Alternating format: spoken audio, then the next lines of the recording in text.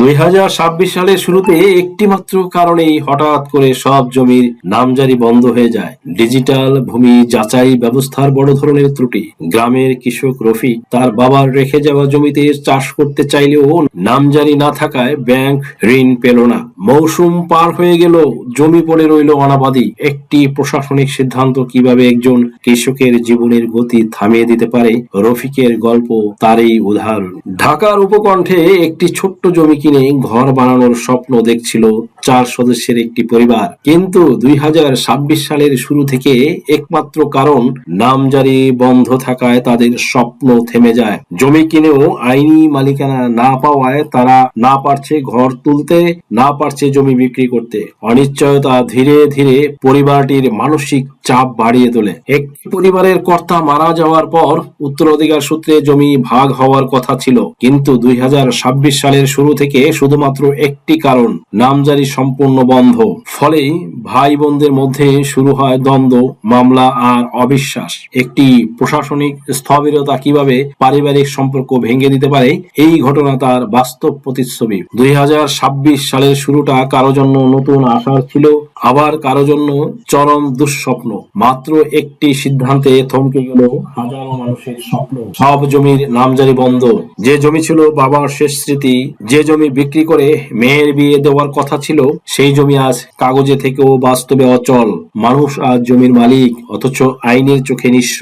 একটি কারণ, একটি সিদ্ধান্ত, আর তার ভার বহন করছে লাখো নিরীহ মানুষ। 2026 সাল শুরু হয়েছিল নতুন দিনের প্রতিচ্ছবি নিয়ে, কিন্তু একটি মাত্র কারণ সেই প্রতিশ্রুতিকে প্রশ্নবিদ্ধ করে তুলেছে। জমির নামজারি বন্ধ মানে শুধু একটি প্রক্রিয়া থামা নয়, এর মানে স্বপ্নের মৃত্যু, পরিকল্পনার ভাঙন। আজ মানুষ ভবিষ্যতের দিকে তাকাতে ভয় পাচ্ছে, কারণ সে জানে না তার মাটি, তার ঘাম ঝরানোর স্বপ্ন আদৌ তার থাকবে কিনা। একটি সিদ্ধান্তই শিখিয়ে দিল, ভূমি শুধু জমি নয়, এটি মানুষের অস্তিত্ব।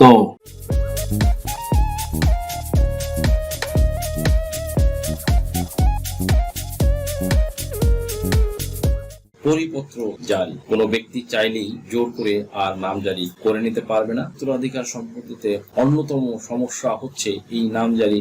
একজন ব্যক্তি যিনি ভূমি মালিক, তিনি যখন মারা যাচ্ছে তখন অ্যাজ পার রুলস অনুযায়ী তার পরবর্তী ওয়ারিশ যারা থাকবে তারা ওই জমির মালিকানা লাভ করবে। ভিউয়ার্স, এই জমির মূল মালিক যিনি, তিনি যারা মারা যাবার পর তার ওয়ারিশ যারা রয়েছে তারা যখন উক্ত জমির মালিকানা লাভ করতে চায়, তখন তাদেরকে কিন্তু বিভিন্ন ধরনের সমস্যায় পড়তে হয়।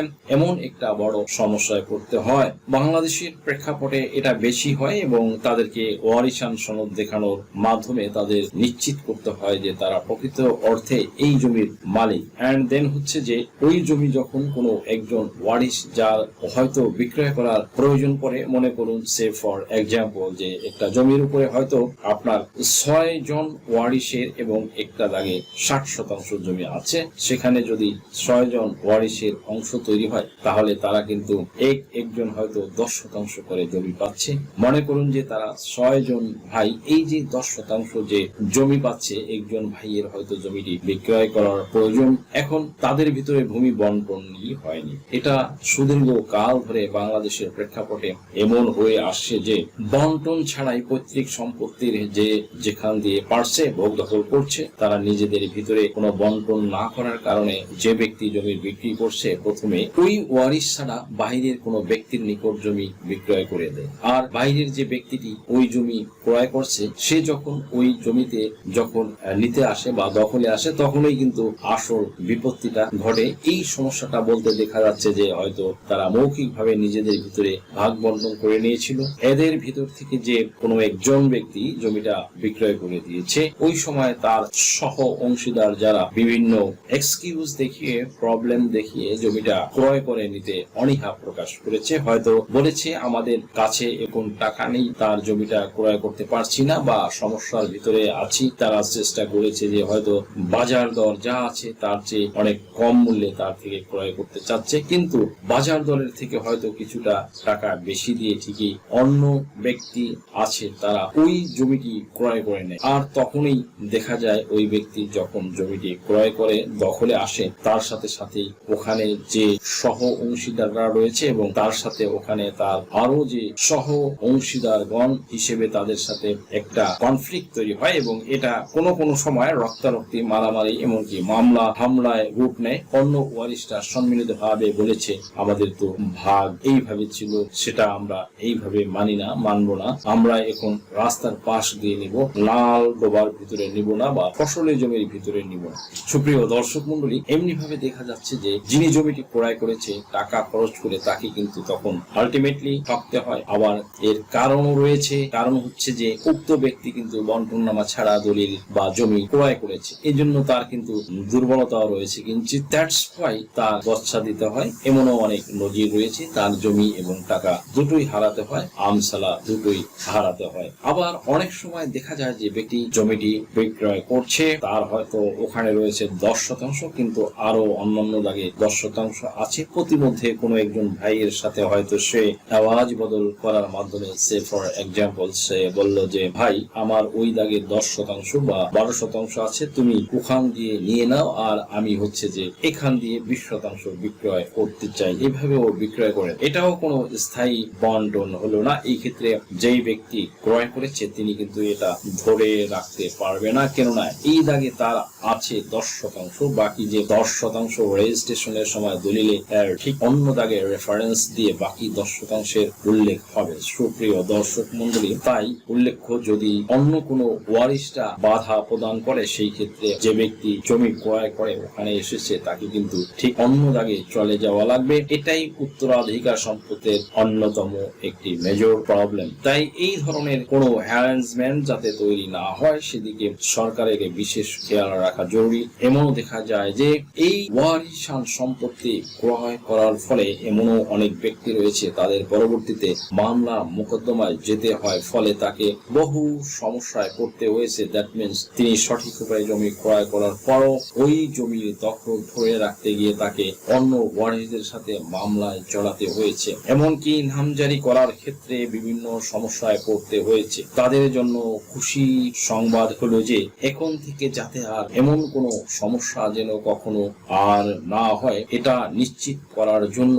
সরকারের পক্ষ থেকে এবার বলে দেওয়া হয়েছে যে এই একটি সমস্যা যতক্ষণ পর্যন্ত সমাধান না হবে ততক্ষণ পর্যন্ত কোনো ওয়ারিশেরাই আর জমি বিক্রয় করতে পারে। এই সমস্যাটা হচ্ছে বাটোয়ারা দলিল বা বন্টননামা দলিল যতক্ষণ পর্যন্ত না হবে ততক্ষণ পর্যন্ত কোনো ওয়ারিশ আর নামজারি করে নিতে পারে। এমনকি এই সম্পত্তি আর বাহিরে কোথাও শুধুমাত্র ওয়ারিশান সনদ দেখানোর মাধ্যমে এখন নামজারি করে নেওয়ার যে সুযোগ, সেই দিন কিন্তু শেষ হয়ে গিয়েছে। অর্থাৎ আপনি উত্তরাধিকার সম্পত্তির মালিক হিসাবে একটা ওয়ারিশান সনদ দেখানোর মাধ্যমেই নামজারি করে নিচ্ছেন এবং নামজারি করে নিয়ে আপনার মতো যে দিকটায় হয়তো রাস্তা আছে বা মিল ইন্ডাস্ট্রি আছে বা বাজার আছে কিংবা সুদূর ভবিষ্যতে ভালো কিছু হবার আশঙ্কা আছে, এমন দিকে আপনি নিলেন এবং যেদিকে মূল্য বেশি সেদিক দিয়ে আপনি বিক্রয় করে দিয়ে বাজার মূল্যের চেয়ে অধিক মূল্যে, চড়া মূল্যে বিক্রয় করে দিয়ে লাভবান হলেন। এই দিন কিন্তু আর নেই বন্ধুরা। এখন সবাই সচেতন হয়ে গেছে, কেউই ঠকতে চায় না, কান্নার ভাগ কেউ নিতে চায় না, হাসির ভাগ সবাই নিতে চায়, মানে খারাপ অংশ কেউ নিতে চায় না, ভালো অংশ সবাই নিতে চায়। তাই চাইলেই আপনি অন্য ওয়ারিশদের আর ডিপ্রাইভ হতে পারবেন না। এখন সরকারের পক্ষ থেকে পরিপত্র প্রকাশ করার মাধ্যমে জানিয়ে দেওয়া হয়েছে যে যদি ওয়ারিশান সনদ অনুযায়ী নামজারি নিতেই হয় তাহলে সকল ওয়ারিশ ঐক্যবদ্ধভাবে একসাথে তারা যতক্ষণ পর্যন্ত নামজারির জন্য আবেদন না করবে ততক্ষণ পর্যন্ত এসি ল্যান্ড কোনোভাবেই কোনো একক মালিককে নামজারি প্রদান করবে না। আর এখানে যখন ওয়ারিশ সনদ অনুযায়ী নামজারি প্রদান করা হবে তখন যৌথ খতিয়ানের ভিত্তিতে নামজারি প্রদান করা হবে। এখানে এককভাবে কোনো ব্যক্তি আর নামজারি করে নিতে পারবে না। প্রকাশ থাকে যে এককভাবে নামজারি করে নেওয়ার সুযোগ আছে, সেজন্য অবশ্যই প্রত্যেকটা ওয়ারিশ সম্মিলিত ভাবে তাদের মধ্যে বাটোয়ারা দলিল তৈরি করতে হবে। যদি তারা বাটোয়ারা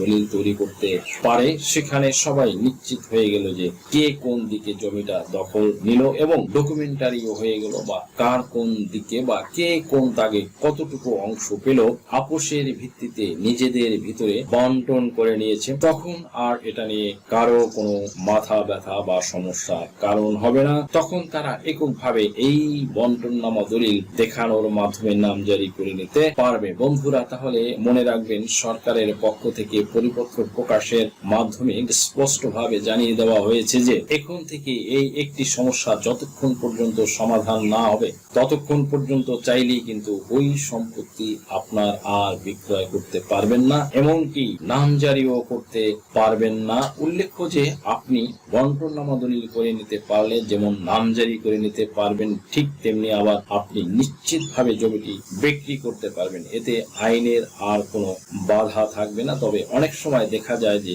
সকল ওয়ারিশ সম্মিলিত ভাবে নামজারি করে দিতে চায় না বা পার্টিশন করতে চায় না। আপনার যদি বিশেষভাবে প্রয়োজন হয় তাহলে আপনি চাইলে কিন্তু বর্তমানে সরকারের পক্ষ থেকে বলা হয়েছে যে আপনারা বিজ্ঞ আদালতের শরণাপন্ন হয়ে আপনারা বন্টনামা বা বাটোয়ারা মামলা দায়ের করতে পারেন। এই বাটোয়ারা মামলা দায়ের করার জন্য আপনার কিছুই প্রয়োজন হবে না। আপনি যে ব্যক্তির পক্ষ থেকে বাটোয়ারা মামলা দায়ের করেছেন সেটা প্রমাণ করার জন্য আপনার একটা ওয়ারিশান সনদ প্রয়োজন হবে, এন্ড অ্যাজ ওয়েল অ্যাজ আপনি যে ব্যক্তির পক্ষ থেকে জমির মালিকানা লাভ করতে চাচ্ছেন বা মালিকানা দাবি করছেন সেই ব্যক্তি যদি খতিয়ান অনুযায়ী মালিকানা পেয়ে থাকেন তাহলে সেই রেকর্ড খতিয়ানটা আপনার প্রয়োজন হবে। এছাড়া তিনি যদি ক্রয় সূত্রে জমির মালিক হয়ে থাকে তাহলে তার একটি দলিল এবং একটি নামজারি খতিয়ান এবং তিনি যে ভূমি উন্নয়ন কর বা খাজনা প্রদান করেছেন সেই খাজনা প্রদানের দাখিলা এটা এখন প্রয়োজন হবে।